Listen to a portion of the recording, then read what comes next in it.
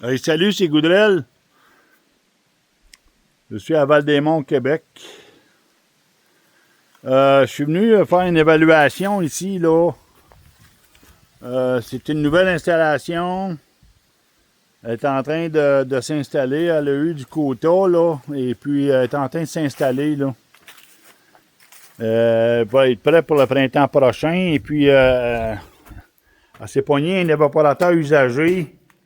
C'est une Dominion Grimm, une 3x12, là, mais c'est un ancien évaporateur au bois qui a été converti à l'huile, là. Ça fait qu'il y a beaucoup d'ouvrages à faire dessus, là, mais ça se fait très bien, là. Au niveau de la laine, on a besoin de changer la laine parce qu'il y a des souris qui ont rentré là-dedans, là. Il faut enlever, là, ici, là, dans le fond, là, c'est comme une vermiculite, il faut enlever ça, refaire le fond bien comme il faut, là, pour la rendre plus efficace, là. Et puis, le brûleur, c'est un Carlin, c'est un 701 CAD.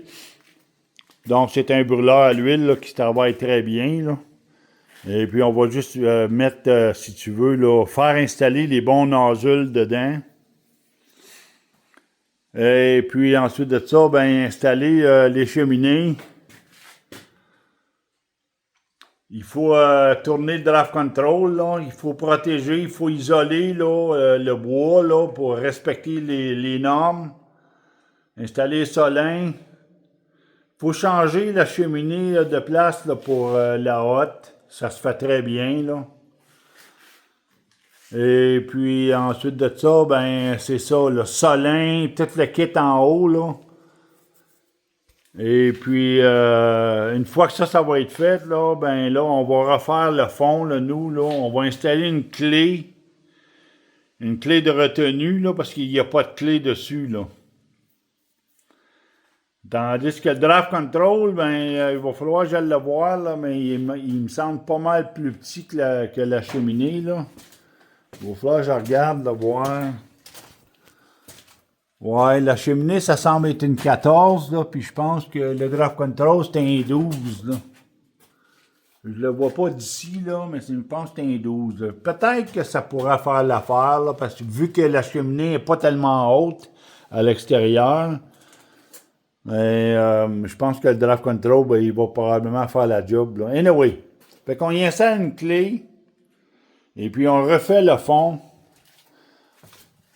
pour avoir la possibilité, là, de bien répartir la chaleur.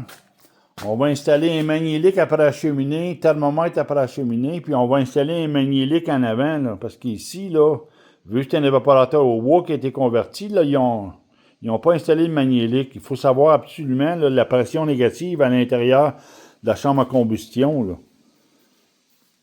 Il faut absolument savoir ça pour contrôler ta clé en arrière, là, pour que ça bouille bien, là. Tu sais, là.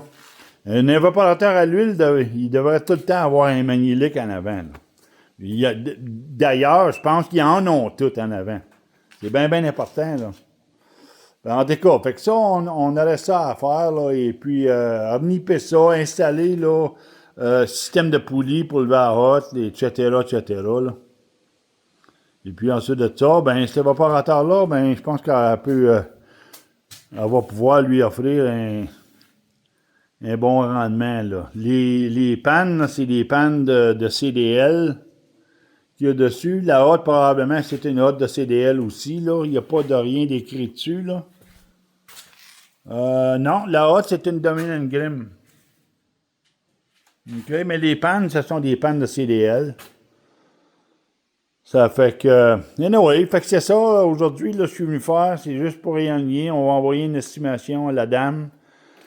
Et puis, that's it, là. Elle, il faut qu'elle soit prête pour le printemps prochain, là. Fait que c'était ça la petite vidéo d'aujourd'hui. Je vous laisse là-dessus.